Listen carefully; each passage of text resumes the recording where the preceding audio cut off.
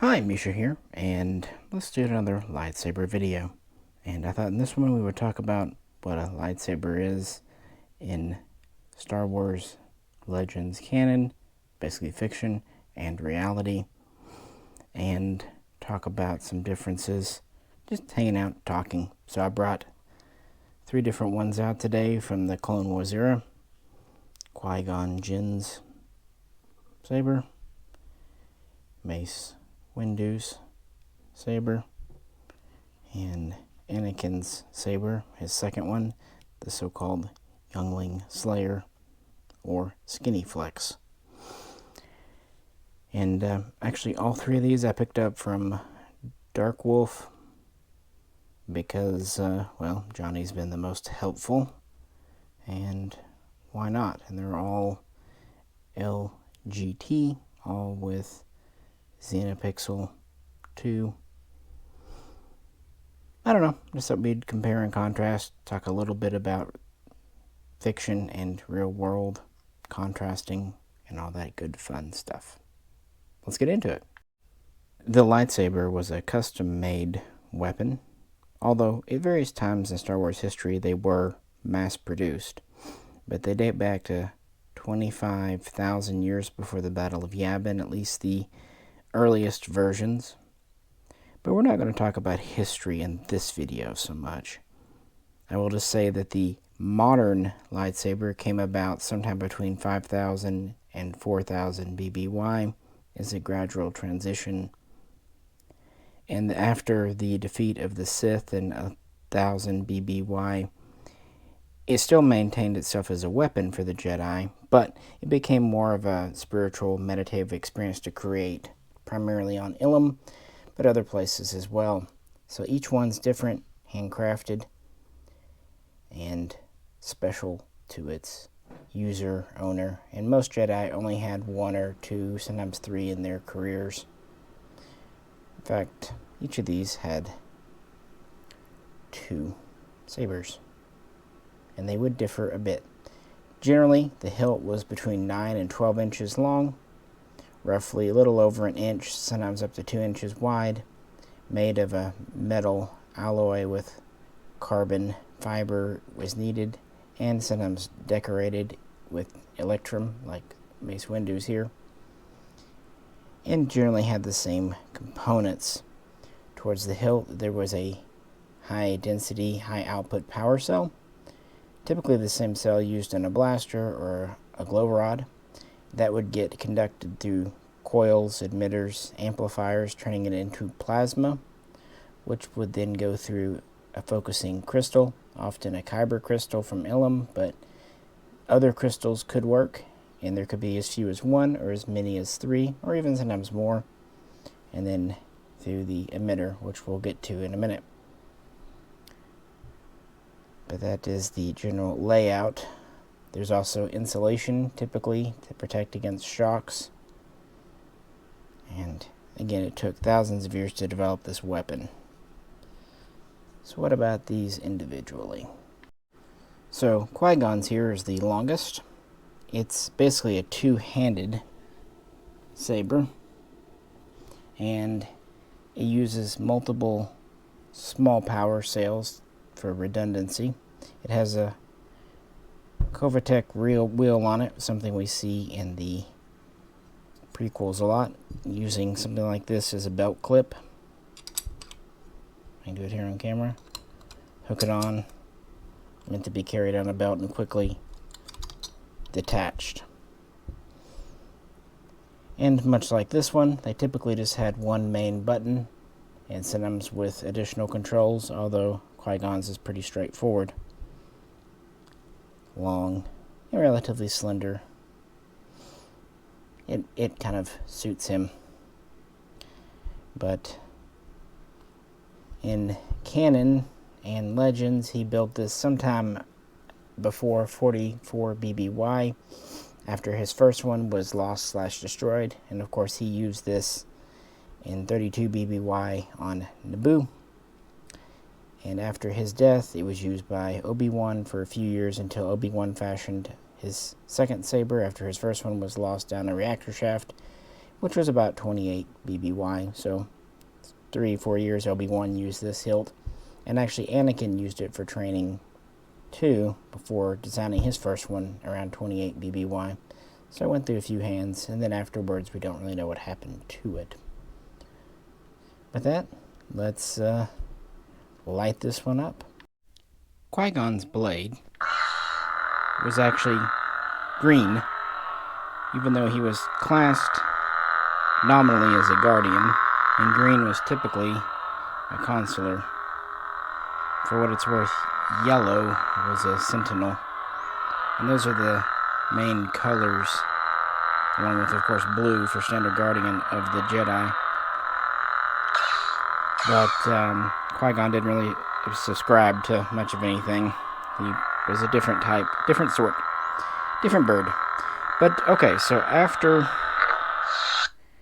the plasma was charged from the energy into plasma, it went through the kyber crystal or other crystal, which would focus it, and then it would go through further focusing, lensing circuitry, which would put it into a force field. So you have a blade made of arcing plasma into a force field. And it would actually go all the way to the tip, like I said, roughly a meter, and then arc back to a negative polarity back into the hilt. So when the lightsaber is just on, it doesn't really use much energy. The only real energy loss is the light itself. It's only when it hits things, cuts things, or locks up with another saber that energy is lost. Hence why it's considered a very energy efficient weapon. And since a Jedi is only supposed to use it as a last resort, not really something that should run out of power anytime soon. That said, some did carry extra power cells in the hilt or otherwise.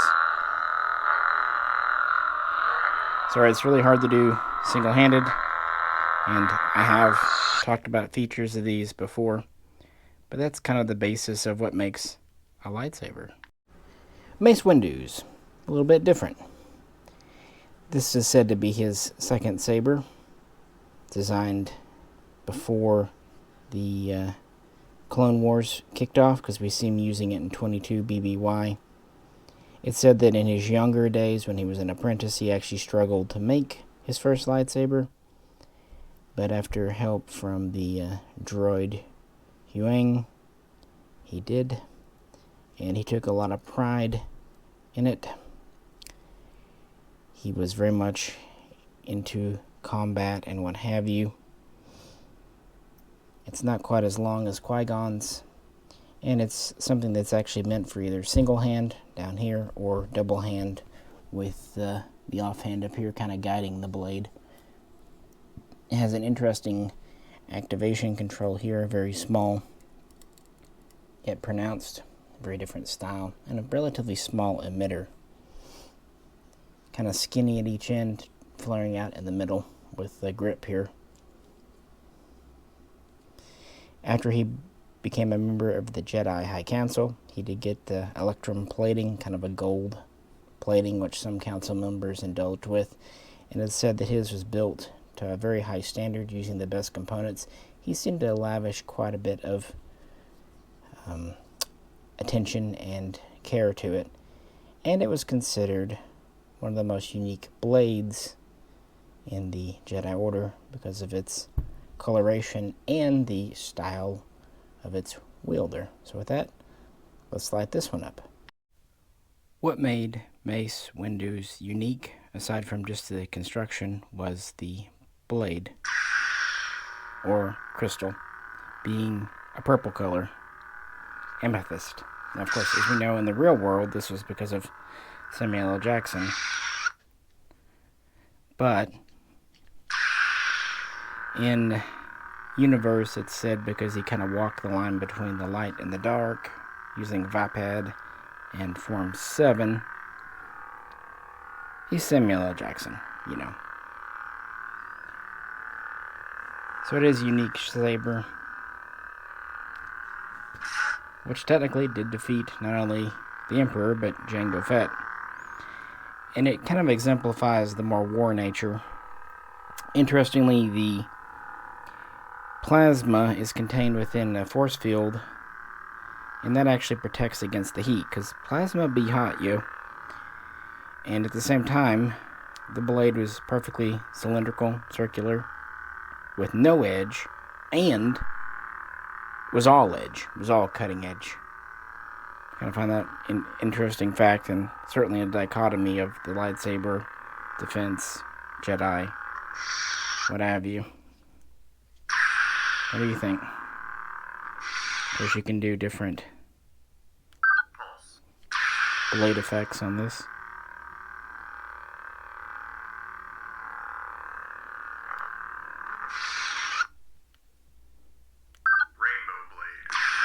And of course, Fox's favorite. That's a side to Mace that only comes out after he's had a few drinks.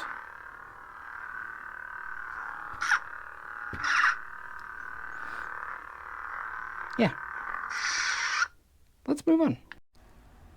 In universe, this is the most famous saber hilt type, and even in the real world, Anakin Skywalker's second saber. His first one he created, like I said, in 28 BBY. It would carry it for half a dozen years until it was destroyed during the Battle of Geonosis. He would construct this one, very much based on it. They're very similar. Although his first one was a little bigger, a little chunkier, this one shows a little more refinement, but still having this kind of bulky grip down here, relatively bulky controls. He used 4 and 5, so the idea was this could be a single-handed saber. It's the shortest, but it still had room to be guided at the top by the offhand if necessary. There's a control button here, one here, and it did have a variable length beam. Because this was created during the Clone Wars, it is definitely dedicated more for robustness and combat, and that shows through. Of course, this is also known as the Youngling Slayer because in the last days of Anakin possessing it, he did just that, not to mention killing the leaders of the Separatists. But, of course, this version from Episode 3 is a little different than what we see in Episode 4. In Episode 4, it's made from a Graflex flash gun with T-tracks glued on from a cabinet, and with a control box, or at least a strip from a calculator, and some other things, including moving bunny ears up here, which are part of the original flash gun. And it actually did change between A New Hope and Empire Strikes Back a little bit. They changed the number of grip T-tracks and how they were affixed. They also changed the grip to be more like this one. And they went from the bubble style to the kind of circuit board flat style control. In fact, this one here is based more on the Empire Strikes Back version. But whereas that was made, like I said, from a Graphics, parts from the real world, when Episode 3 came around, they used that as an inspiration, but then they machined this hilt, sometimes called the Skinny Flex, A, to resemble the Graflex, but B, also to be of a good size to hold some electronics and stuff. Basically, in Episode 3, it was a custom-built thing. Of course, it has the Covertech, and in the original trilogy, they all have D-rings. Now, you could actually unscrew this and put a ring on this D-ring. And on the Revenge of the Sith version, these bunny ears don't really move. They're just there for effect. But you do have this glass eye. A little bit different, but kind of like this version more. And no, I don't care if fingerprints get put on it, because these are for use and fun. With that, this one actually lights up a little differently with this kind of switch plate. Let's turn it on. As for Anakin's, sorry, the ignition's set to a different one. Oh well. The quintessential lightsaber. Said to be the weapon of a Jedi, not clumsy or random like a blaster. and requires quite a bit of skill to use. You would think it would just be the hilt, but because of the containment field, the plasma, it's said that it actually has weight, kind of gravitation, even magnetic, because this is cutting through air, so it is giving resistance, and if you try to cut through a solid, it will give more resistance, even though the blade is still self-contained. Now, if something manages to puncture the containment field, the force field, it will short out the blade, typically just temporarily. And there are a few materials like Beskar, Frick, Cortosis that are either lightsaber resistant or impervious, just depending on when and where.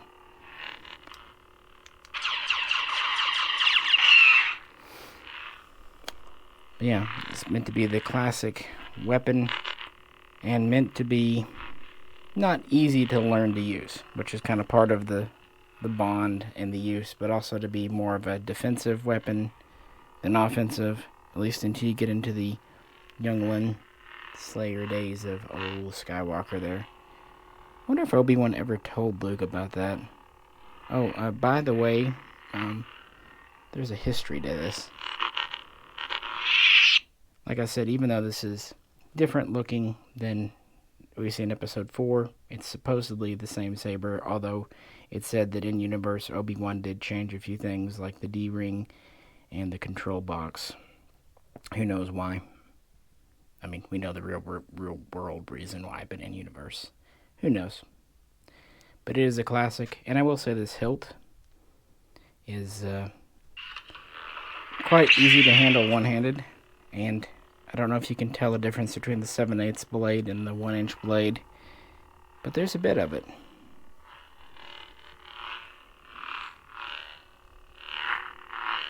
Let's wrap things up.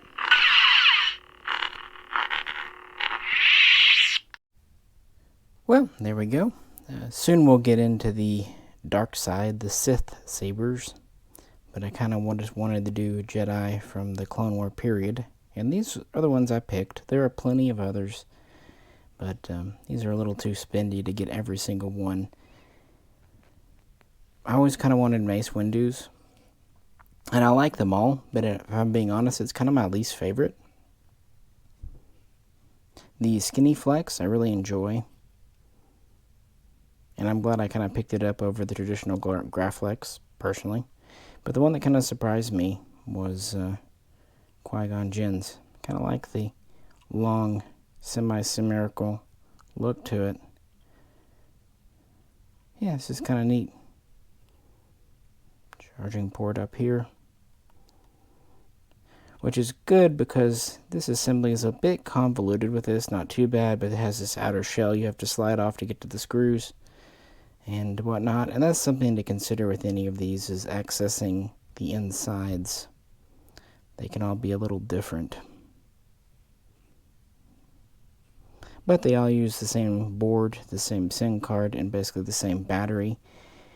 These two use the 1-inch blade, and the Skinny Flex uses the 7/8 blade.